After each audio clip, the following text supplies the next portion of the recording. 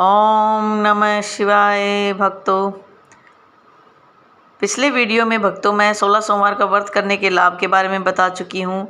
उसकी पूजा विधि क्या है, सामग्री क्या है, कैसे किया जाता है ये व्रत, उसके बारे में डिटेल्ड वीडियो मैंने अपलोड कर दिया है। अगर आपने वो नहीं देखा तो आप देख सकते हो। आज मैं 16 सोमवार व्रत कथा के बारे में आपको बताना चाहती हूँ कि इस व्रत के लिए कौन सी कथा को सुना जाता है। 16 सोमवार की जो व्रत कथा है वो इस प्रकार से है। एक बार शिवजी और माता पार्वती मृत्युलोक पर घूम रहे थे। मृत्युलोक पृथ्वी को कहते हैं। घूमते घूमते वो विदर्भ देश के अमरावती नामक नगर में आए। उस नगर में एक सुंदर शिव मंदिर था, इसलिए महादेव जी पार्वती जी के साथ वहाँ रहने लग गए। एक दिन बातों बातों में पार्वती जी ने शिवजी को चौसर खेलने को कहा। शिवजी राजी हो गए और चौसर खेलने लग गए। उसी समय मंदिर का पुजारी दैनिक आरती के लिए आया। पार्वती ने पुजारी से पूछा, बताओ हम दोनों में चौसर में कौन जीतेगा। वो पुजारी भगवान शिव का भक्त था और उसके मुंह से तुरंत निकल पड़ा, महादेव जी जीतेंगे। चौसर का खेल खत्म होने पर पार्वती जी जीत गई और शिवजी हार गए। पार्वती जी ने क्रोधित होकर उस पुजारी को श्राप देना चाहा। तभी शिवजी ने उन्हें रोक दिया और कहा कि ये तो भाग्य का खेल है, उसकी कोई गलती नहीं है। फिर भी माता पार्वती ने उसे कोढ़ी होने का श्राप दे दिया और उसे कोढ़ हो गया। काफ़ी समय तक वो कोढ़ से पीड़ित रहा। एक दिन एक अप्सरा उस मंदिर में शिवजी की आराधना के लिए आई। उसने उस पुजारी के कोढ़ को देखा। अप्सरा ने उस पुजारी को कोढ़ का कारण पूछा तो उसने सारी घटना सुना दी। अप्सरा ने उस पुजारी को कहा, तुम्हें इस कोढ़ से मुक्ति पाने के लिए 16 सोमवार का व्रत करना चाहिए। उस पुजारी ने व्रत करने की विधि पूछी। अप्सरा ने बताया, सोमवार के दिन नहा धोकर साफ कपड़े पहन लेना और आधा किलो आटे से पंजरी बना देना। उस पंजरी के 3 भाग करना। प्रदोष काल में भगवान शिव की आराधना करना। इस पंजरी के 1/3 हिस्से को आरती में आने वाले लोगों को प्रसाद के रूप में दे देना। इस तरह 16 सोमवार तक यही विधि अपनाना।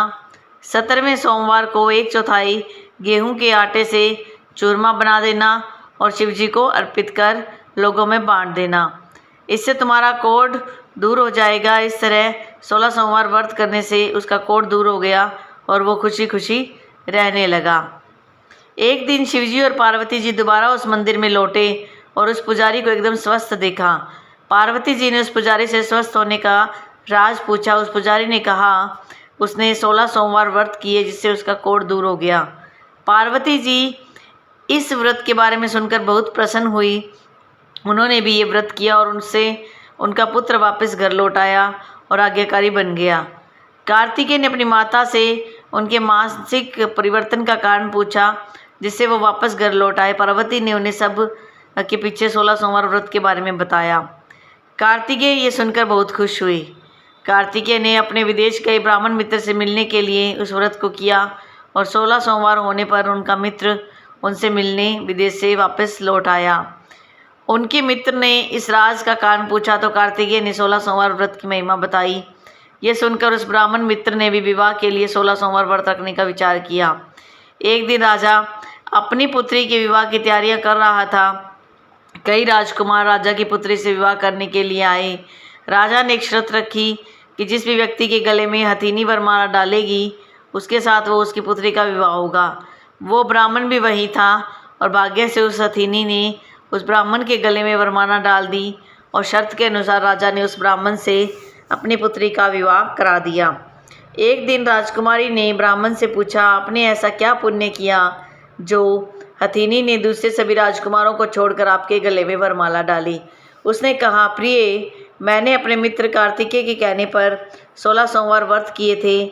उसी के परिणाम स्वरूप तुम मुझे लक्ष्मी जैसी दुल्हन मिली। राजकुमारी ये सुनकर प्रभावित हुई और उसने भी पुत्र प्राप्ति के लिए 16 सोमवार व्रत रखा। फलस्वरूप उसके एक सुंदर पुत्र का जन्म हुआ और जब वो पुत्र बड़ा हुआ तो पुत्र ने पूछा, माँ, आपने ऐसा क्या किया जो आपको मेरे जैसा पुत्र मिला। उसने भी उसके पुत्र को 16 सोमवार व्रत की महिमा बताई। ये सुनकर उसने भी राजपाट की इच्छा के लिए ये व्रत रखा और उसी समय एक राजा अपनी पुत्री के विवाह के लिए वर तलाश कर रहा था, तो लोगों ने उस बालक को विवाह के लिए उचित बताया। राजा को इसकी सूचना मिलते ही उसने अपनी पुत्री का विवाह उस बालक के साथ कर दिया। कुछ सालों बाद जब राजा की मृत्यु हुई तो राजा बन गया और उस राजा का कोई पुत्र नहीं था। राजपाट मिलने के बाद भी वो सोमवार व्रत करता रहा। एक दिन 17वें सोमवार व्रत पर उसकी पत्नी को भी पूजा के लिए शिव मंदिर आने को कहा, लेकिन उसने खुद आने के बजाय दासी को भेज दिया।